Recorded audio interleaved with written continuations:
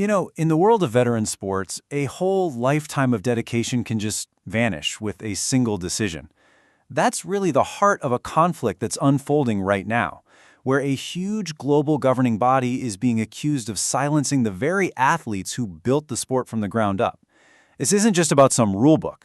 It's a real fight for dignity, for history, and for the soul of competition itself. And, a quote from the community really just sums it all up. It says, "To silence those who have built it for decades is an attack on history." I mean, can you imagine pouring your entire life into something only to be told you don't get a say anymore? That raw feeling of betrayal is what's really fueling this whole thing. They see this as a complete assault on their legacy. So where did this all start? Well, it kicked off with one shocking action, a ban. A ban that was handed down without any chance for an appeal, and it sent shockwaves through the entire Mexican athletics community. To really get what's going on here, you first have to understand who we're talking about. This is Master Athletics. It's sports for veteran and senior competitors. And for them, this is way more than just a hobby. It's a testament to overcoming challenges, to staying healthy, and to building a real community around dignity and friendship. And it's those exact values that are now at risk. And here's the bombshell. The global governing body, World Masters Athletics, or WMA for short, has slapped lifetime bans on a number of these senior athletes from Mexico. A lifetime ban. I mean, think about that. They are barred from competing internationally forever. But you see, for the athletes, it wasn't even just the ban itself. It was how it all went down. They argue there was zero due process, no hearing, and no clear legal reason was ever given. And to make it all worse, the WMA went and publicly listed the names of the banned athletes on its website, a move that felt a whole lot less like a sanction and a lot more like public shaming. And that feeling, that sense of being publicly humiliated, is exactly why this whole thing goes way beyond just being unfair. The athletes and all their supporters are calling the WMA's actions both unjust and straight-up discriminatory. So now, this isn't just about the internal politics of a sports league anymore. No, this has escalated. The athletes are now contending that what the WMA did isn't just wrong, it's actually illegal under Mexican law. And this is really the heart of the legal fight. You've got two things crashing right into each other.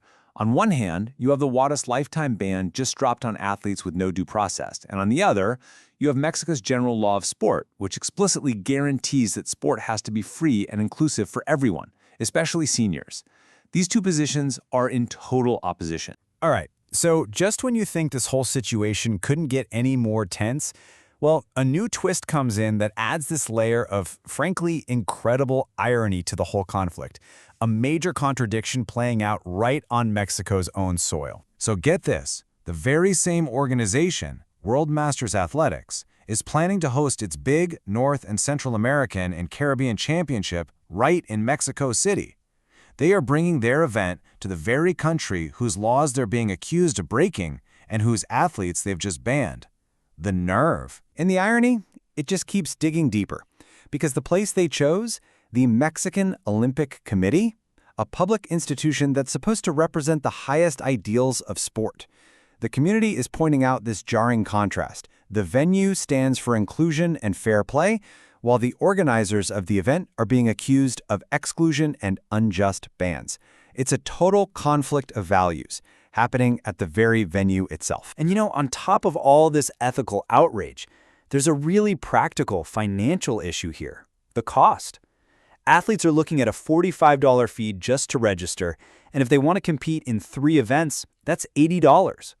This has led a lot of people in the community to feel like this championship isn't really for them, but that it's an event for elites, which just makes that divide even wider. So, faced with all of this, the athletic community is not just sitting back and taking it.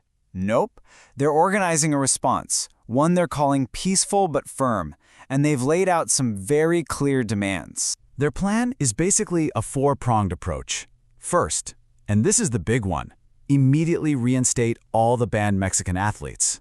Next, to really turn up the heat, they plan to publicly denounce the WMA for violating human and sporting rights. But they're not stopping there. They're taking it up a level. calling on national authorities in Mexico to step in and intervene.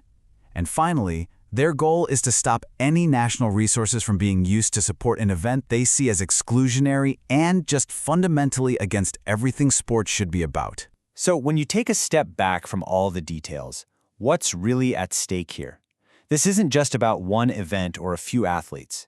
It's a fundamental clash over the entire spirit of sport. You know, it all circles back to those core values that the athletes feel like they're fighting for. It's a vision of sport that's built on overcoming challenges, on health, on dignity, and on community. That is the positive ideal they feel is being threatened right now. So in the end, this is so much bigger than just reversing a decision. For the athletes caught up in this is a fight to defend the very soul of their sport. It's about making sure that the history they help build actually has a future, and that the values they hold so dear aren't just tossed aside by what they see as completely arbitrary rules. And so this whole specific conflict leaves all of us with a really universal question, one that every sport, every team, every organization has to grapple with at some point. When the written rules of a sport go head-to-head with its unwritten spirit, which one is supposed to win?